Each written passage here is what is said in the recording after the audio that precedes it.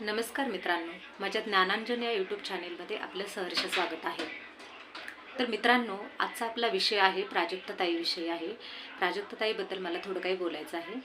तर बघा, आपल्या ज्या प्राजक्ताताई आहेत ह्या महाराष्ट्रीयन आहेत आणि महाराष्ट्रीयन संस्कृतीमध्ये त्या वाढलेल्या आहेत.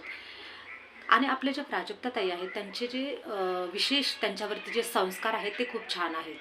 कारण बघा की ज्यावेळेस त्यांच्यावरती आता जी चिखलफेक झाली होती, तर त्याच्यामध्ये त्यांच्यावरती जे गंभीर आरोप केले, त्यांच्या चारित्र्यावरती शिंतोडे उडवले गेले. तर खऱ्या अर्थाने बघा की हे जे शिंतोडे उडवले गेले ते लोकांना कसं असतं, एखादी जर व्यक्ती प्रगती करत असेल तर त्याला कसं खाली पाडायचं, त्याच्यासाठी वेगवेगळे त्यांचे शत्रू देखील उभे असतात. तर मला त्याच्याबद्दल बोलायचं नाही आहे, परंतु ह्या महाराष्ट्राच्या भूमीमध्ये असलेल्या आपल्या प्राजक्ताताई त्यांच्यावरती संस्कार हे खूप छान आहेत. कारण ही जेव्हा घटना घडली त्यावेळेस घटना घडायच्या अगोदर त्यांचा इंटरव्ह्यू झाला होता आणि त्या इंटरव्ह्यूमध्ये त्यांनी इतकी छान उत्तरं दिलेली आहेत की त्यांचं मत वैयक्तिक.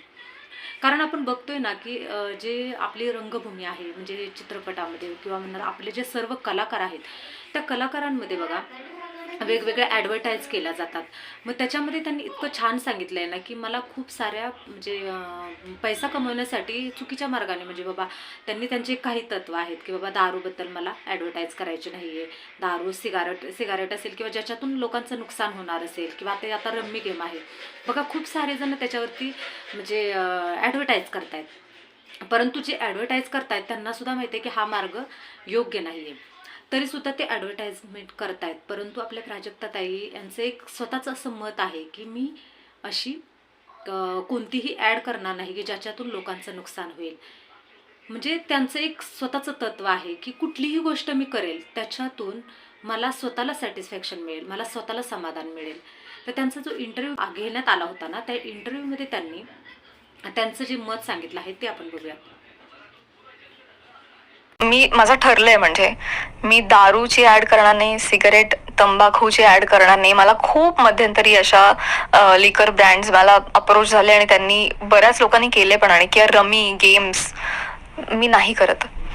मला चांगल्या गोष्टींमधून पैसा कमवायचा आहे. मला परत एकदा की ज्या कृतीतून मला बरं वाटणार आहे त्या कृतीतूनच पैसा जनरेट करायचा आहे.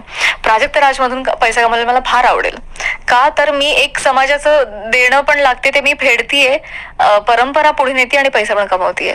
अभिनयातून मला पैसा कमवायला आवडेल की मी ते माझं प्रोफेशन आहे, माझं काम आहे, लोकांना मी एंटरटेन करते आणि त्यातून मी पैसा कमवते. कुठल्याही चुकीच्या गोष्टीतून पैसा कमवणं मला मान्य नाही. मग ते कमी मिळाले तरी चालते.